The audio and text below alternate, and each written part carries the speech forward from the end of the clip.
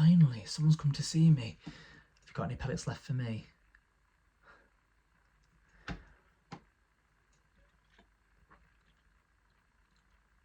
You know, I wasn't always a horse. I used to be a starman. I remember when I died. I kept it secret. I was ill, and just a few days after my 69th birthday, I just released an album, my last, my parting gift, a swan song. That was the last time I saw my family. I miss them. I want to remember the names, but they're faded from my memory. Sometimes I wonder if one day I'll forget my own name. You know, I always knew I would die then. Sometime in the late 1970s, a psychic told me exactly when I was going to die. And I did. I don't remember much after. There was a white room, one of those old cinema screens. I sat down and a projector turned on. On the screen, I watched my ashes being scattered in barley. Made me feel at peace.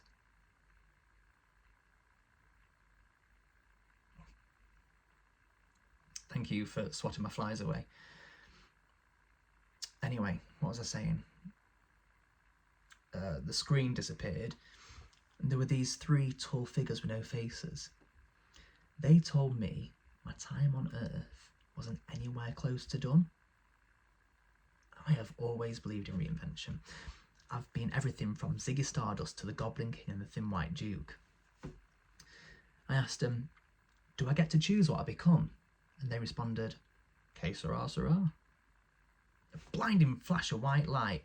I could feel myself coming out of a dark hole. I was being born again. But I wasn't at a hospital. I could see straw, although it was dimly lit. I looked down. Shit! I have hooves! I tried to stand on my own 2 feet, but I feel wobbly than when I used to do coke. I look over to see the humans who assisted in my birth. They look like little extras from that Harrison Ford movie. What was it called? Witness. This girl in a bonnet smiles at me, like you're doing right now, and I attempt to smile back. She giggles. I wonder if she hadn't been Amish, if she would have been a fan. When you're famous, it's a strange feeling living somewhere where no one knows who you are. At first, it was a relief. No pressures from the media, no crazed stalkers or crime fans, just peace and quiet. But I can only take peace and quiet for so long before it becomes depressing. I don't get too much attention compared to those little bastards that everyone fawns over. Even the goats get more attention compared to me. I'm one of the taller ones that would stick further back. Not that anyone would recognise me. Well, apart from my eyes, I still have one blue eye and another with an enlarged black pupil. I can thank my old friend George for that. I'm not completely lonely though. I have Lucy, the natural born donkey who keeps me company. Don't give her that look, she's an old lesbian. Lucy's great fun. She's always telling me stories about the other horses, who gets fed the most and who's knocked up who. She used to have a girlfriend, but she died before I came here. I wonder if Lucy's girlfriend is living as a human somewhere far off, missing Lucy.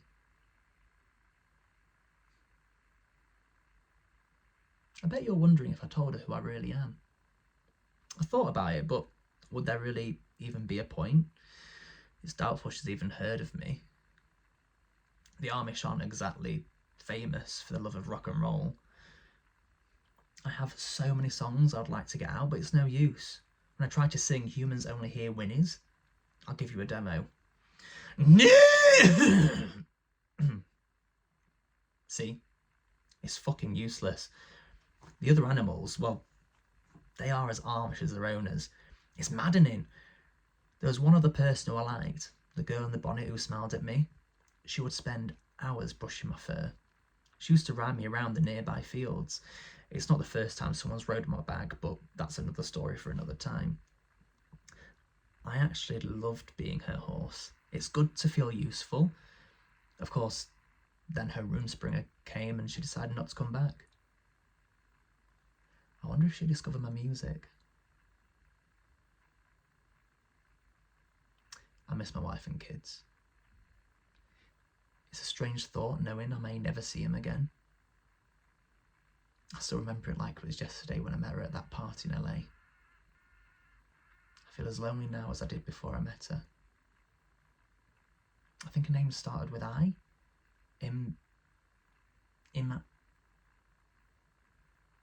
Wait, did you just call me David? You recognise me?